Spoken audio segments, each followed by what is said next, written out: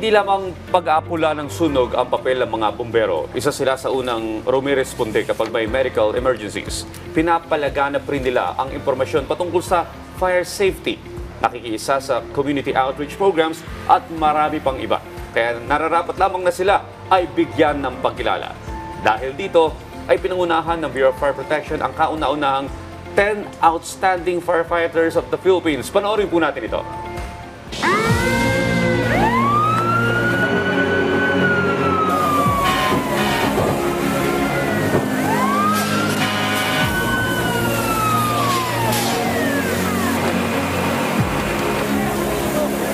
Sa bawat kanto ng ating mga barangay at lungsod, may mga bayani tayong hindi madalas na nakikita.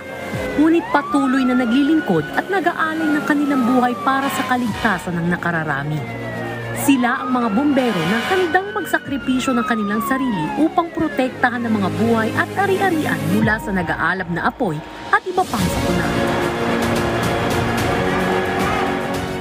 At kaugnay niyan, kamakailan lang ay ginanap sa Pasay City ang kauna-unahang awards night ng Search for 10 Outstanding Firefighters of the Philippines 2024 na nagsilbing pagdiriwang ng kahalagahan at kabayanihan ng mga miyembro ng Bureau of Fire Protection.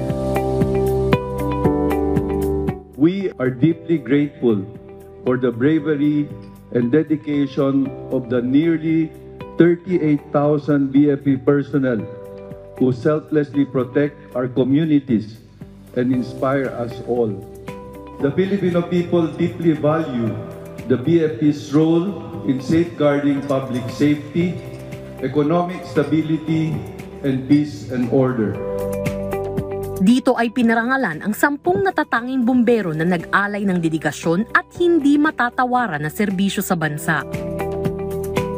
Mula nung pumasok tayo dito sa Bureau of Fire, at talagang dinedicate na po natin yung ating serbisyo para sa mamamayan po.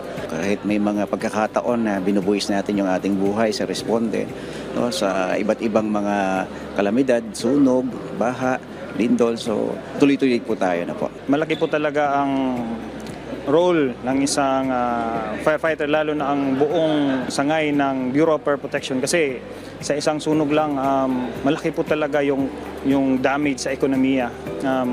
Kung masunog ang property natin, ang pinag-ipunan natin, lalo na sa businesses, it will really affect the economy.